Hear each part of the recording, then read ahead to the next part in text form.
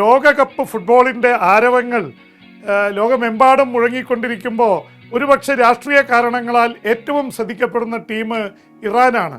ഇറാനും ഇസ്രായേലും തമ്മിലും അതുപോലെ തന്നെ മറ്റു രാജ്യങ്ങൾ തമ്മിൽ അമേരിക്കയൊക്കെ ആയിട്ടുള്ള ഏറ്റുമുട്ടലും സംഘർഷവും കൊടുമ്പിരി കൊള്ളുമ്പോഴാണ് ഇറാൻ്റെ ടീം ഇന്ന് മെക്സിക്കോയിലെ ടുജിയാനിയിൽ വന്നിറങ്ങിയത്. അവിടെ അത്യാവശ്യം വലിയ സ്വീകരണമൊക്കെ ഇറാൻ ടീമിന് ലഭിച്ചു.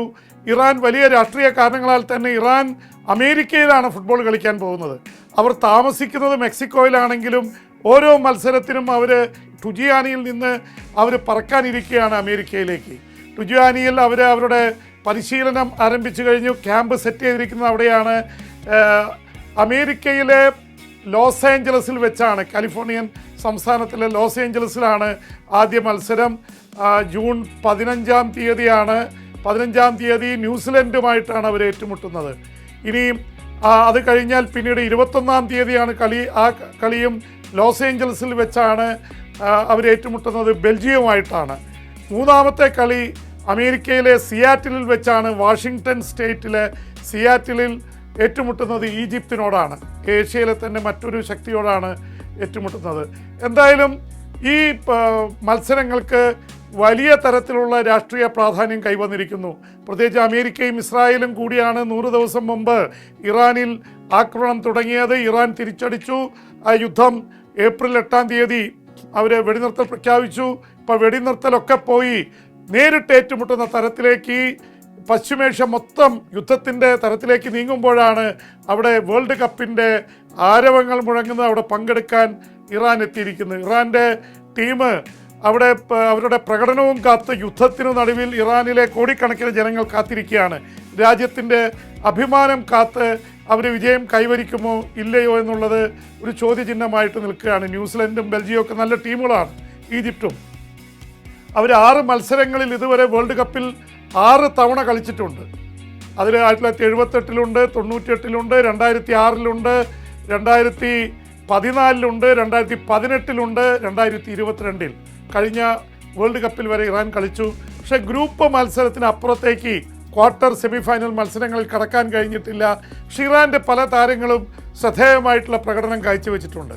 അപ്പോൾ ഇറാനിൽ ബോംബുകൾ വീണുകൊണ്ടിരിക്കുന്നു. ഇറാൻ ഇസ്രായേലിലേക്ക് ബോംബുകൾ അയക്കുന്നു, സൗദിയിലേക്കും അതുപോലെ തന്നെ കുവൈറ്റിലേക്കൊക്കെ ആക്രമണം നടത്തുന്നു. അപ്പോൾ ഇറാൻ സേന ഒരു ഭാഗത്ത് പോരാട്ടം നടത്തുമ്പോൾ ഒരു ഫുട്ബോൾ യുദ്ധത്തിന് തയ്യാറായിട്ടാണ് ഇറാൻ്റെ ടീം ഇപ്പോൾ മെക്സിക്കോയിൽ എത്തിയിരിക്കുന്നത്. അതിൽ തന്നെ വലിയ വിവാദങ്ങളാണ്.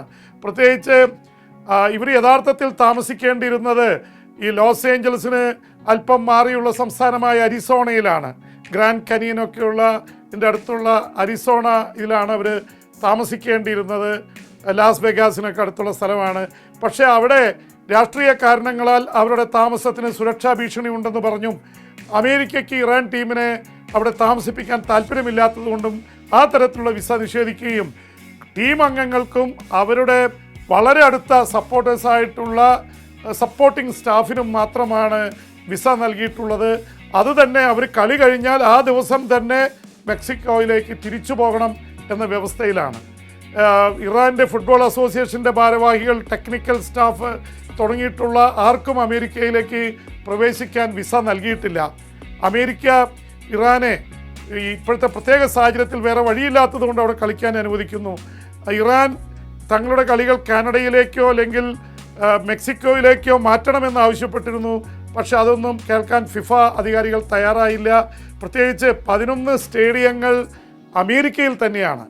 ആകെ 2 സ്റ്റേഡിയം കാനഡയിലും വാൻകൂവറിലും അതുപോലെ തന്നെ ടൊറൻറ്റോയിലും കാനഡയിലെ, അതുപോലെ 3 സ്റ്റേഡിയങ്ങൾ മെക്സിക്കോയിലുമാണ്. ബാക്കി 11 പ്രധാനപ്പെട്ട സ്റ്റേഡിയങ്ങൾ അമേരിക്കയുടെ പ്രമുഖ നഗരങ്ങളിലാണ്. ന്യൂയോർക്കിലും ലോസ് ഏഞ്ചലസിലും സിയാറ്റിലും അടക്കമുള്ള സ്ഥലങ്ങളിലാണ്. അതുപോലെ തന്നെ ന്യൂജേഴ്സിയിലൊക്കെയാണ് പ്രധാനപ്പെട്ട സാൻ ഫ്രാൻസിസ്കോ അടക്കം 11 സ്റ്റേഡിയങ്ങളാണ്. ഏറ്റവും കൂടുതൽ കളികൾ നടക്കുന്നത് അമേരിക്കയിലാണ്. ഇത്തവണത്തെ മത്സരത്തിന് വലിയ പ്രത്യേകതയുണ്ട്. ഇതുവരെ 32 ടീമുകളാണ് ലോകകപ്പ് ഫുട്ബോളിൽ മാറ്റുരച്ചിരുന്നത്. അതും പല മത്സരങ്ങളൊക്കെ കഴിഞ്ഞ് തിരഞ്ഞെടുക്കപ്പെടുന്ന 32. ഇത് 1930-ലെ ഉറുഗ്വേ ലോകകപ്പ് വിജയിക്കുമ്പോൾ 13 ടീമുകളാണ് ഏറ്റുമുട്ടിയത്. അത് 13, 16 പിന്നീട് 24 പിന്നെ 32 ഒരു ഏതാണ്ട് കുറേ കാലമായിട്ട് 32 ടീമുകളുടെ എണ്ണമുള്ളത്. ഇത് സംബന്ധിച്ച് ഒരുപാട് കഥകൾ. ലോകകപ്പ് ലോകത്തിൻ്റെ മുഴുവൻ ഉത്സവ ജ്വരത്തിലാക്കുന്ന ഒരു വലിയ മേളയാണ്. ലോകത്തിലെ ഏറ്റവും വലിയ കായിക മാമാങ്കം ആണ് ലോകകപ്പ് ഫുട്ബോൾ. അപ്പോൾ അതിൽ പങ്കെടുക്കുക എന്നുള്ളത് തന്നെ വലിയ രീതിയിൽ എല്ലാവരെയും ആകർഷിക്കുന്നതാണ്. എത്രയൊക്കെ താരങ്ങൾക്ക് ജന്മം കൊടുത്തതാണ് ലോകകപ്പ് ഫുട്ബോൾ. ലോകത്തിലെ ഇതിഹാസ താരമായ പെലെ മുതൽ, പെലെയും യോഹൻ ക്രൈഫും ബെക്കൻ ബോവറും അതുപോലെ തന്നെ ഡീഗോ മറഡോണയും മറിയ കെമ്പസും അടക്കമുള്ള, അതുപോലെ അങ്ങനെ മിഷേൽ പ്ലാറ്റിനി ഫ്രാൻസിൻ്റെ, ഇങ്ങനെ വന്ന് കിലിയൻ എംബാപ്പയിൽ വരെ എത്തി നിൽക്കുന്ന വലിയൊരു താരനിരകൾ തന്നെ ഇതിൽ നിന്ന് സൃഷ്ടിക്കപ്പെട്ടിട്ടുണ്ട്. ക്രിസ്ത്യാനോ റൊണാൾഡോ, പിന്നെ ലോകകപ്പ് കഴിഞ്ഞ തവണ നേടിയ അർജൻറ്റീനയുടെ ക്യാപ്റ്റൻ ലയണൽ മെസ്സിക്ക് ഇന്ത്യയിലും കേരളത്തിലൊക്കെ ഒരുപാട് ആരാധകരാണ്. നേരത്തെ മറഡോണയ്ക്ക് ഉണ്ടായിരുന്നു. ഒരുപക്ഷെ അർജൻറ്റീനയും ബ്രസീലും ഒക്കെ ഇന്ത്യ ഇതുവരെ ഇവിടെ ലോകകപ്പ് ഫുട്ബോൾ കളിച്ചിട്ടില്ലെങ്കിലും ഇന്ത്യക്ക് ഏറ്റവും പ്രിയപ്പെട്ട ടീമുകൾ ലാറ്റിൻ അമേരിക്കയിൽ നിന്നാണ്. അത് ബ്രസീലും അർജൻറ്റീനയുമാണ്. പിന്നെ സ്പെയിനിനും അതുപോലെ തന്നെ പോർച്ചുഗലിനും ജർമ്മനിക്കും ഒക്കെ ആരാധകരുണ്ട്. ഇതിൻ്റെ പ്രത്യേകത ആദ്യമായിട്ട് 9 രാജ്യങ്ങൾ ഏഷ്യയിൽ നിന്ന് ലോകകപ്പിനെത്തുന്നതാണ്. 10 രാജ്യങ്ങൾ ആഫ്രിക്കയിൽ നിന്നുണ്ട്. 16 ടീമുകളാണ് യൂറോപ്പിൽ നിന്ന് മാറ്റുരയ്ക്കാൻ എത്തുന്നത്. ആകെയുള്ള 19 രാജ്യങ്ങളിൽ 16 ടീമുകളും അവിടെ മത്സരിക്കുന്നുണ്ട്. നോർത്ത് അമേരിക്കൻ രാജ്യങ്ങളിൽ നിന്നുമുണ്ട് അതുപോലെ 10ഓളം ടീമുകൾ. അപ്പോൾ ഇതെല്ലാം കൂടി കൂട്ടിയെടുക്കുമ്പോൾ 48 ടീമുകൾ മാറ്റുരയ്ക്കുന്നു. ആദ്യം ഗ്രൂപ്പ് മത്സരങ്ങളാണ്. അതിൽ 2 സ്ഥാനങ്ങൾ നേടുന്നവർ 32ൻ്റെ ഇതിലേക്ക് കിടക്കും. പിന്നെ നോക്കൗട്ട് മത്സരങ്ങളാണ്. ഇതുവരെ 64 മത്സരങ്ങളാണ് കഴിഞ്ഞ ലോകകപ്പിലുണ്ടായിരുന്നത്. ഇത്തവണ അത് 104 മത്സരമായി 40 മത്സരങ്ങൾ കൂടിയിരിക്കുന്നു. അതുകൊണ്ട് തന്നെ ഒരു ജനാധിപത്യപരമായിട്ടുള്ളൊരു വികേന്ദ്രീകരണം ഈ ഫുട്ബോളിൻ്റെ കാര്യത്തിൽ ആരംഭിച്ചിരിക്കുന്നു. ഒരു പന്തിലേക്ക് ലോകം ചുരുങ്ങുകയാണ്. അപ്പം അതിൻ്റെ ഒരു വലിയ ചരിത്രമുണ്ട്. അതേക്കുറിച്ചൊക്കെ പിന്നീട് സംസാരിക്കാം. എന്തായാലും 1930 തുടങ്ങി 2026 ഫുട്ബോളിൻ്റെ ഉള്ളിൽ ഒരുപാട് ന്യൂ ടെക്നോളജി ആലേഖനം ചെയ്തിട്ടുണ്ട്. പന്ത് കളിക്കാരൻ്റെ ജേഴ്സിയിലും ഉണ്ടാവും.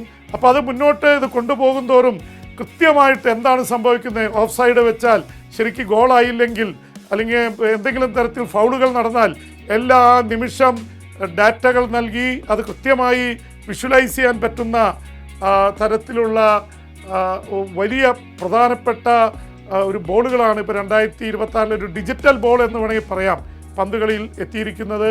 അപ്പോൾ ഇതുമായി സംബന്ധിച്ച് ഉള്ള സവിശേഷമായിട്ടുള്ള കാര്യങ്ങളൊക്കെ നമുക്ക് പിന്നീട് സംസാരിക്കാം.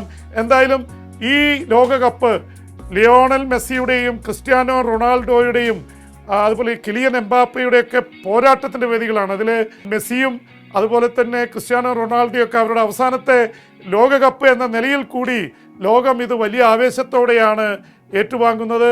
ആരായിരിക്കും കപ്പടിക്കുക? കഴിഞ്ഞ തവണ അർജൻറ്റീനയായിരുന്നു. ഇത്തവണ ലാറ്റിൻ അമേരിക്കയിലേക്ക് കപ്പ് പോകുമോ അതോ യൂറോപ്പിലായിരിക്കുമോ? അതിൽ ഏഷ്യൻ കറുത്ത കുതിരകളായി ജപ്പാൻ്റെയും അതുപോലെ ലാറ്റിൻ അമേരിക്കയിലെ ഇക്വഡോറിൻ്റെയൊക്കെ പേരുകൾ പറഞ്ഞു കേൾക്കുന്നുണ്ട്.